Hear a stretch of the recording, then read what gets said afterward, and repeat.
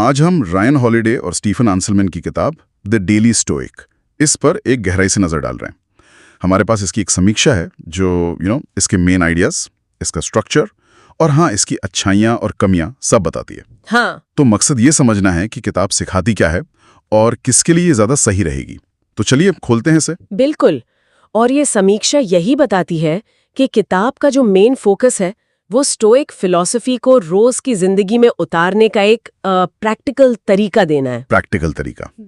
हाँ, इसमें जैसे मार्कस ओरेलियस, सेनेका, एपिक्टेटस है ना, महान स्टोइक दार्शनिक, उनके 366 कोट्स हैं और हर एक पर लेखकों की छोटी छोटी कमेंट्री है। मतलब रोज के लिए ज्ञान की एक छोटी डोज जैसा। अच्छा, 366 यानी साल के हर दिन के लिए। और समीक्षा में इसकी बनावट के बारे में क्या कहा गया है? वो दिलचस्प लग रहा था। हाँ, वो काफी इंटरेस्टिंग है। हर महीने की एक थीम है। जैसे जनवरी में शायद स्पष्टता है या अप्रैल निष्पक्ष विचार पर। ओके। और फिर हर दिन की एंट्री में एक स्टोइक कोट होता है। फिर आज के हिसाब से उसकी क्या रेलेवेंस है उस पे थोड़ी बात, और आखिर में एक सवाल खुद से पूछने के लिए, आत्मचिंतन के लिए। हाँ, तो समीक्षा कहती है कि ये रोज बस कुछ ही मिनट लगते हैं पढ़ने में। जो भागदौड़ वाली जिंदगी जीते हैं उनके लिए तो बढ़िया है ये। बिल्कुल बिल्कुल, ये तो बहुत सुविधाजनक लगता है। मतलब सुबह उठकर या रात को सोने से पहले पढ़ लिया। एग्जैक्टली। और समीक्षा इसी बात को, मतलब इसकी एक्सेसिबिलिटी को, इसकी सबसे बड़ी खूबी मानती है। अच्छा। कि कैसे ये पुराना, कभी कभी भारी लगने वाला ज्ञान है ना, उसे बहुत ही सरल सीधी सादी सलाह में बदल देती है। हाँ, जिसे कोई भी समझ सके। हाँ, और ये आज की जो हमारी चुनौतियां हैं, तनाव, ईगो, फेलियर, उनसे सीधे जुड़ती है। तो समीक्षा इसे स्टोइकिज्म में कदम रखने वालों के लिए एक, क्या कहते हैं, बेहतरीन स्टार्टिंग पॉइंट बताती है। स्टार्टिंग पॉइंट, ठीक है, जो सिखाता है भाई जो कंट्रोल में है उस पर ध्यान दो, जो नहीं है उसे एक्सेप्ट करो और सदाचार यानी वर्च्यू के साथ जियो। सीधी सी बात। हाँ, ये तो स्टोइकिज्म का सार है। लेकिन आपने कहा सरल है, सुलभ है, पर क्या समीक्षा में ये भी कहा गया है कि इस सरलता के चक्कर में कहीं गहराई कम तो नहीं हो गई? कुछ आलोचनाएं भी थी शायद। हाँ, ये एक बहुत वैलिड पॉइंट है और समीक्षा इस पर भी बात करती है। कुछ पढ़ने वालों को लगता है कि जो विश्लेषण है वो कई बार थोड़ा सतही है। सतही, ओके। और विषय भी साल भर में दोहराते हुए लगते हैं।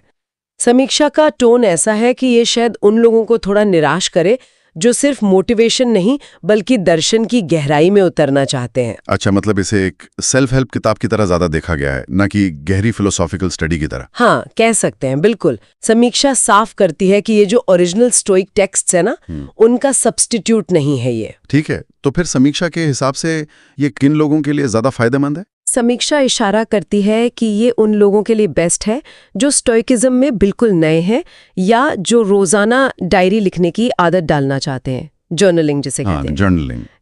या फिर जो व्यस्त प्रोफेशनल्स हैं जिन्हें रोज एक क्विक, मतलब मेंटल बूस्ट चाहिए या कोई दिशा। लेकिन जो पाठक बहुत गहरे दार्शनिक विश्लेषण की तलाश में है, उन्हें शायद ये थोड़ी हल्की लगे। समझ गया। समीक्षा कुछ मुख्य सबक भी तो बताती होगी ना किताब से, मतलब कि टेक अवेज। हाँ, बिल्कुल। कुछ बड़े आइडियाज हैं, जैसे सिर्फ उन चीजों को कंट्रोल करने की कोशिश करो जो सच में तुम्हारे कंट्रोल में है। तुम्हारे विचार, तुम्हारी प्रतिक्रियाएं, तुम्हारे काम। राइट। बाहरी चीजें नहीं। बिल्कुल। दूसरा, सद्गुण ही सबसे बड़ी अच्छाई है। तीसरा, मुश्किलों के लिए पहले से तैयार रहो, वो नेगेटिव विजुअलाइजेशन वाला कॉन्सेप्ट। हाँ, वो सुना है। और मृत्यु को याद रखो ताकि इरादे से जी सको, मेमेंटो मोरी। और अपने भाग्य से प्यार करो, अमोर फाती। अमोर फाती मतलब जो हो रहा है उसे स्वीकारना ही नहीं, प्यार करना। ये गहरा है। हाँ, जैसे सेनेका का वो कोट समीक्षा में था, हम हकीकत से ज्यादा अपनी कल्पनाओं में दुख उठाते हैं।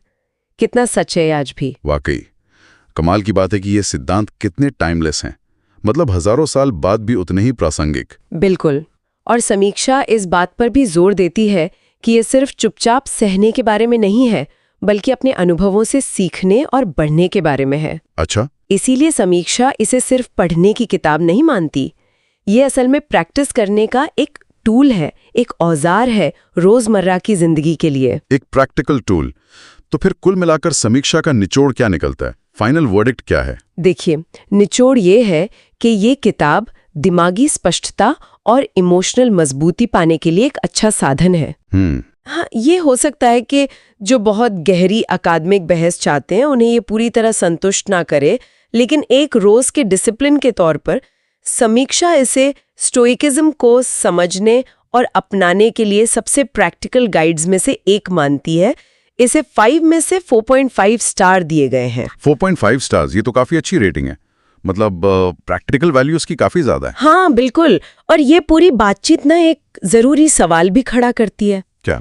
कि ये जो इतने सारे स्टोइक सिद्धांत हैं, इनमें से कौन सा एक सिद्धांत है जिसे आज की जिंदगी की किसी खास अपनी निजी चुनौती पर लगाया जा सकता है? मतलब आज मैं या कोई और इसे कैसे इस्तेमाल कर सकता है? इस पर सोचना काफी फायदेमंद हो सकता है। ये सोचने वाली बात है। कौन सा एक सिद्धांत आज काम आएगा? अच्छा पॉइंट।